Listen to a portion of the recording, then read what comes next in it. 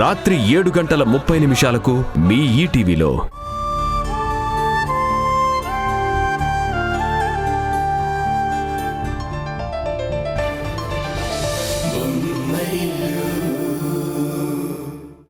అవునమ్మా ఉషా, నీ చేతిలో ఉన్న సరస్వతికి నీ మనసులో ఉన్న భావం తోడైతే నువ్వు మునపటిలా మారచ్చు.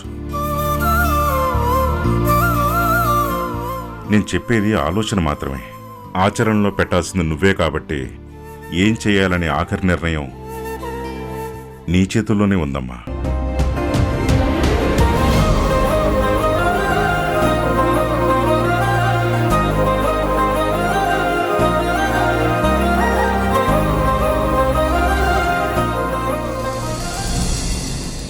కిరణ్మయి, ఎందుకొచ్చావు స్వర్ణ? నీ కూతురు చేసిన తప్పు చాలదన్నట్టు నువ్వు మళ్ళీ దాన్ని సమర్థించడానికి వచ్చావా? అవును, నువ్వు విన్నది నిజమే కిరణ్మయి. నిషా చేసింది తప్పో ఒప్పో పక్కన పెడితే అది నీ కొడుకును ప్రేమించింది. ఆ ప్రేమని ఎలాగైనా దక్కించుకోవడానికి అన్ని విధాలుగా ప్రయత్నించింది. నా కూతురు నిషాకి కిరణ్ అంటే పిచ్చి. ఆ పిచ్చి ప్రేమగా మారింది. కాని దాని ప్రేమ కిరణ్కి నచ్చలేదు. దాంతో అది కిరణ్కి దూరమై చావు అంచుల దాకా వెళ్ళింది. తిరిగి ఆ ప్రేమను పొందడానికి రూపం మార్చుకొని తను అమితంగా ప్రేమించిన కిరణ్కు మళ్ళీ దగ్గరైంది. పెళ్లి కాకుండానే కిరణ్ వల్ల తల్లయింది. ఇంత చేసి కిరణ్ అంటే తనకున్న పిచ్చి ప్రేమను నిరూపించుకుంది. ఇప్పుడు ఆ ప్రేమను శాశ్వతంగా నిలబెట్టడానికి నీతో మాట్లాడడానికి వచ్చాను కిరణ్మయి. ఇంత జరిగాక ఇంకా మాట్లాడడానికి ఏం మిగిలింది? నా కూతురు తల్లి కావడానికి కారణమైన నీ కొడుకుతో నిషా పెళ్లి జరిపించి నీ ఇంటికి కోడలుగా ఆహ్వానించు కిరణ్మయి. దాని కడుపులో ఉన్న బిడ్డని నీ వారసుడిగా అంగీకరించు. స్వర్ణ, స్వర్ణ, స్వర్ణ!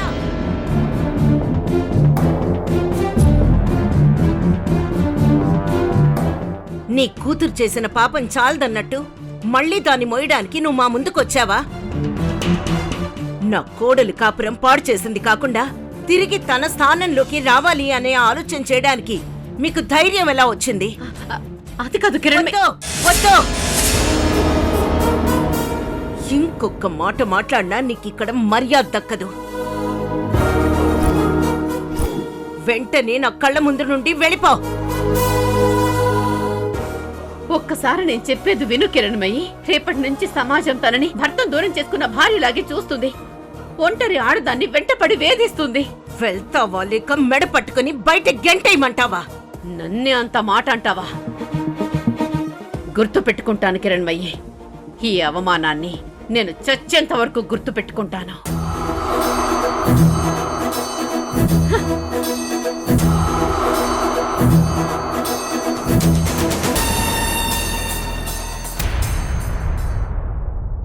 కలకాలం కలిసుండే కలలెన్నో కన్నానే, నువ్వు లేని నా బతుకు కలలాగా మిగిలేనే. మనిషినే ఉన్నానే, మనసైతే నీతోనే. ఎన్ని నాళ్ళు మన బంధమంతా ఇప్పుడు వదిలేసి పొమ్మంటే పోదు కదా. కన్ను మూసి కట్టే కాలేదాకా నీతో రాసుకున్నానే ప్రేమ కథ. నువ్వు లేని నేను ఎవ్వరంటే నిండు బతుకున్న శవమంట.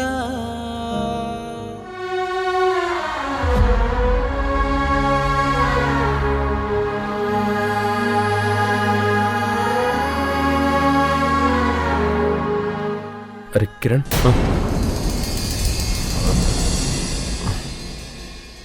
అన్నయ్య. అరే పర్లేదు అన్నయ్య.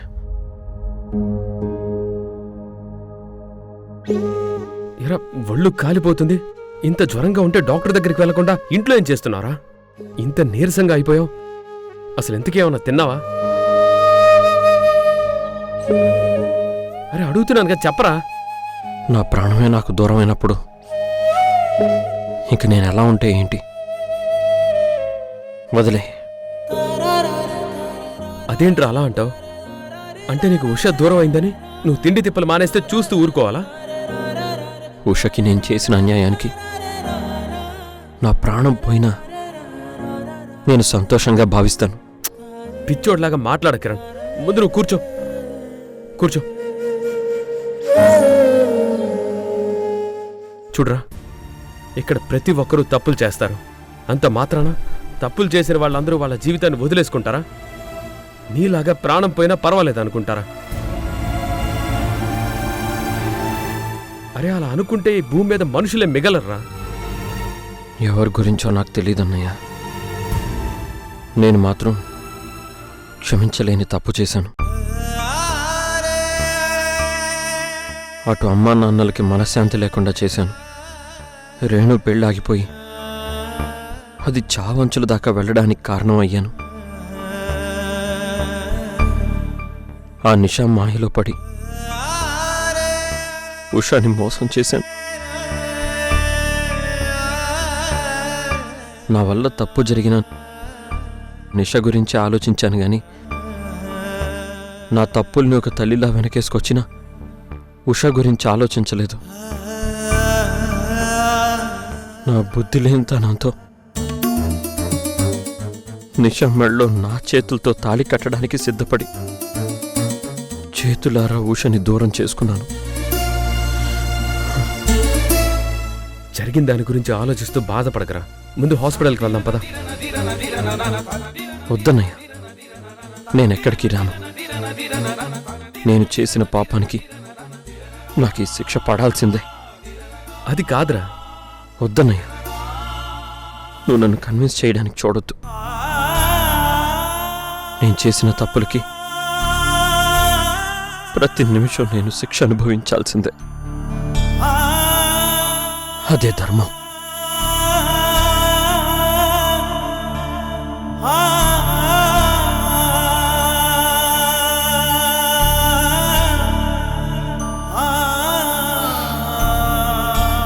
సారీ అన్నయ్య, కొన్ని రోజులు నన్ను ఒంటరిగా వదిలేయండి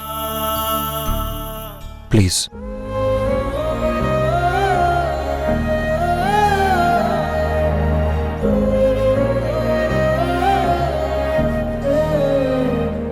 అరే కిరణ్,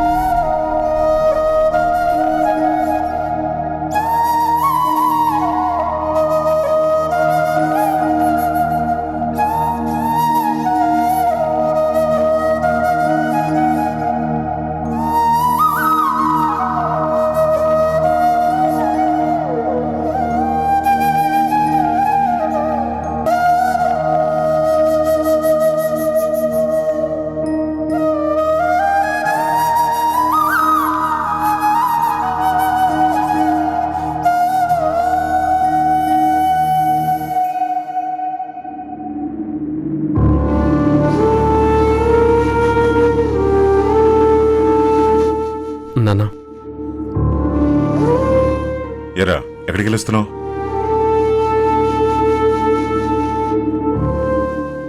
కిరణ్ దగ్గరికి వెళ్ళొస్తున్నా నాన్న. వాడెలా ఉన్నాడ్రా? ఒక పక్క జ్వరంతో ఓ పక్క తిండి తిప్పలు లేకుండా ఇబ్బంది పడుతున్నాడమ్మా.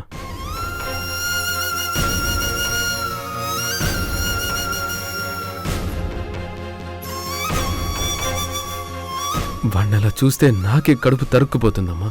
సంజయ్ సంజయ్ సంజయ్, నువ్వు వాడి ఇంటికి వెళ్ళటమే ఒక తప్పైతే వాడి గురించి ఇంట్లో ప్రస్తావన తీసుకురావడం మరో తప్పు.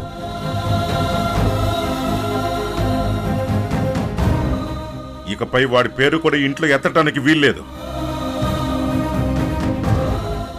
అది కాదు నాన్న, వాడు చేసింది ముమ్మాటికి తప్పే. అలాగని వాడిని అలా ఒంటరిగా వదిలేస్తామా? వదిలేయాల్సిందే.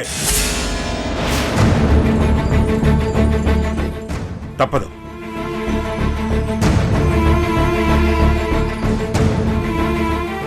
కొడుకే కదా అని క్షమించి వదిలేయటానికి ఉష విషయంలో వాడు చేసింది తప్పు కాదు. పెద్ద నేరం, క్షమించలేనంత ఘోరం.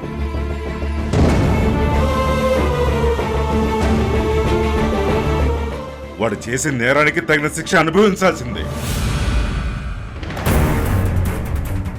ఒక మనిషిగా, ఒక ఆడదానిగా వాడు చేసిన తప్పుని నేను ఒప్పుకోనండి. కానీ ఒక తల్లిగా వాడక్కడ ఆ పరిస్థితుల్లో బాధపడుతున్నాడు అంటే మాత్రం తట్టుకోలేకపోతున్నానండి. ఏం మాట్లాడుతున్నావు కిరణ్మయి? వాడు జ్వరంతో బాధపడుతుంటేనే నువ్వు తట్టుకోలేకపోతున్నావే. మరి వాడి వల్ల కలిగే బాధను ఉషా ఎలా తట్టుకుంటుందో నువ్వు చూసావా? ఎప్పుడైనా ఆలోచించావా?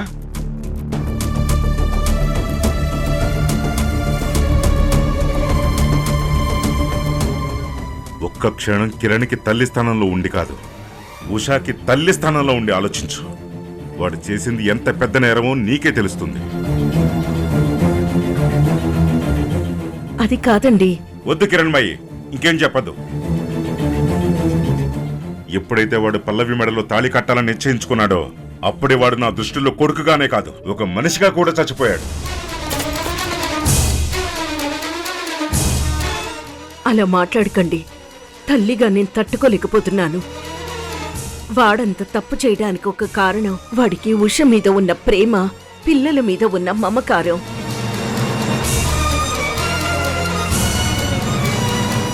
ఉషకి పిల్లలు పుట్టరు అని తెలియటంతో పల్లవి కడుపులో ఉన్న బిడ్డకి ఉషని తల్లించేయాలని, తండ్రిగా ఆ బిడ్డకి ప్రేమని పంచాలని ఇలా చేశాడు. అంతే తప్ప కిరణ్. అమ్మా, నిజం తెలియకుండా మాట్లాడుతున్నావు.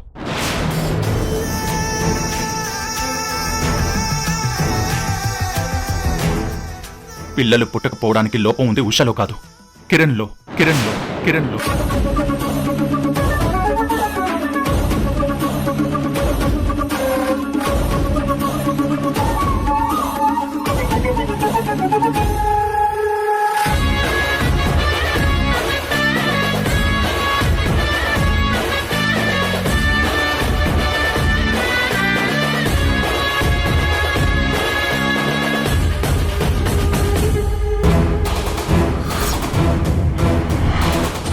ఏం మాట్లాడుతున్నావురా?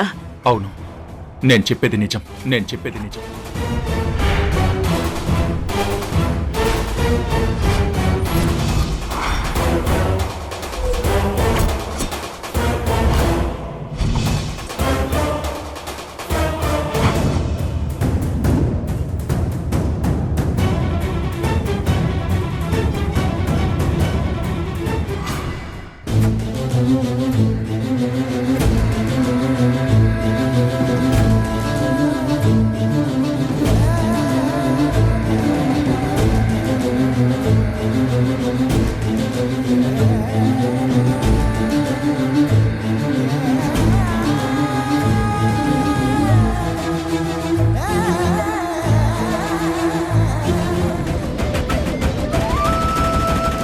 నన్ను క్షమించు ఉషా. ఈ విషయం ఎవరికి చెప్పనని నీకిచ్చిన మాట తప్పాను.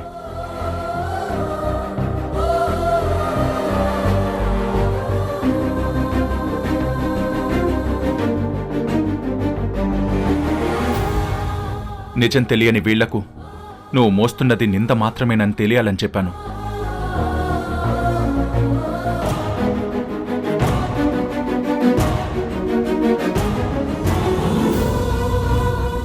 లోపం కిరణ్లో ఉంటే నింద నీ మీద వేసుకున్నావు. పిల్లలు పుట్టే అవకాశం లేని కిరణ్కి నువ్వు తల్లిగా మారావు. అయినా నీ త్యాగానికి ఏ విలువ దక్కలేదు.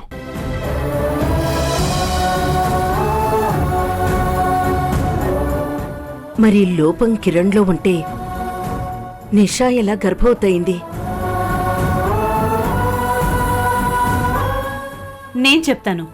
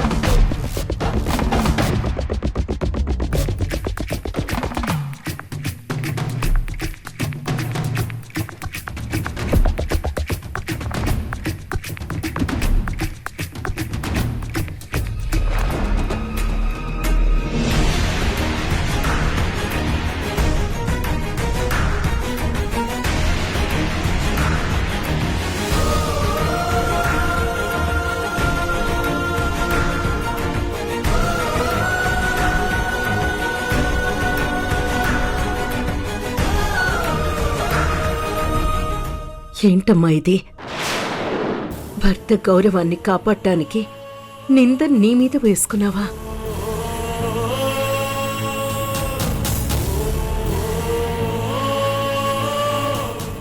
లోపం కిరణ్లో ఉంటే సమాజం దృష్టిలో, అందరి దృష్టిలో నువ్వు బలయ్యావా?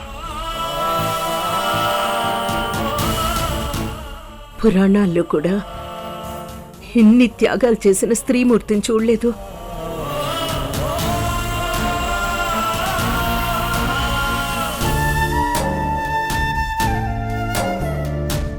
ఇలాంటి నిన్ను క్షోభ పెట్టిన కొడుకుని కన్నందుకు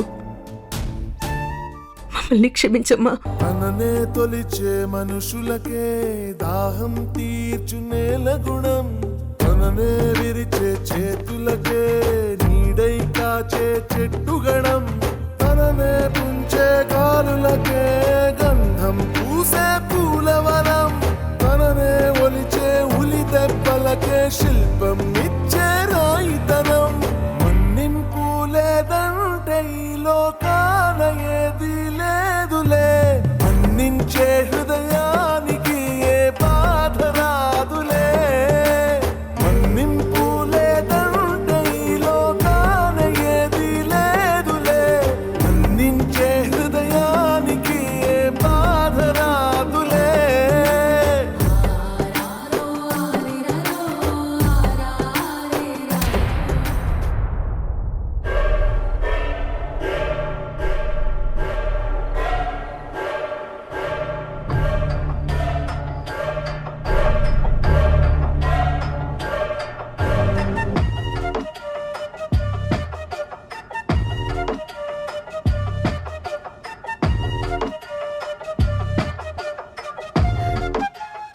కిరణ్,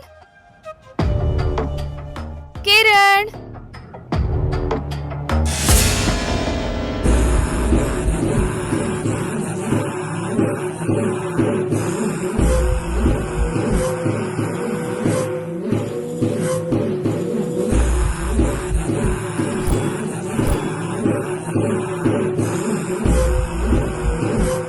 హాయ్ కిరణ్.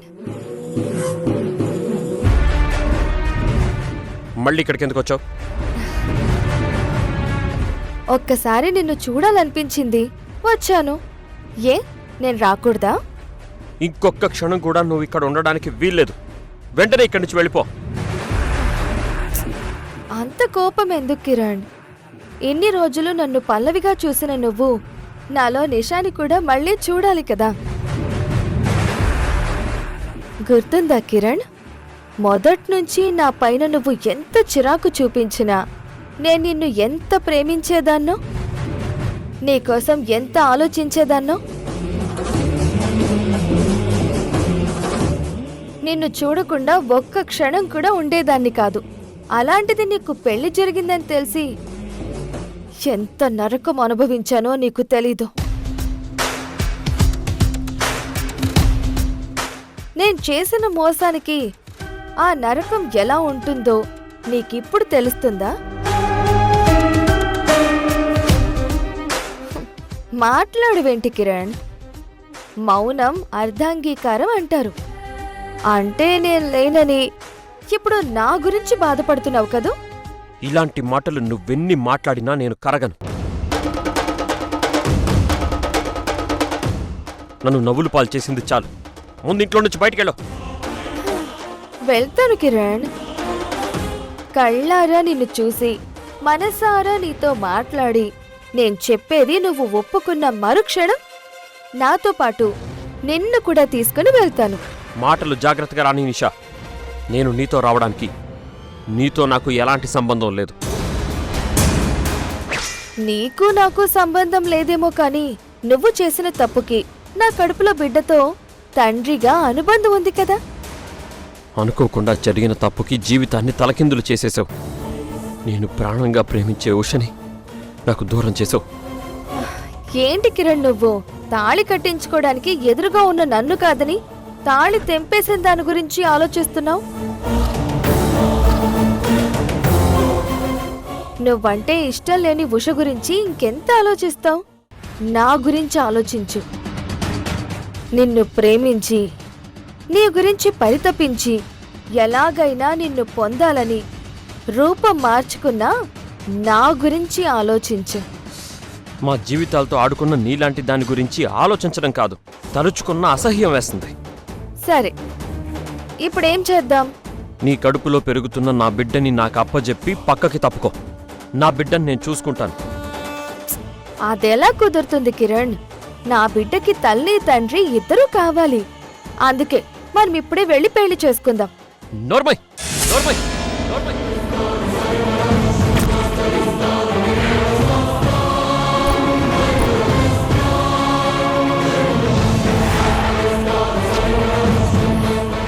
కొడతావా? కొట్టు కిరణ్, నాకు అది కూడా ఆనందమే.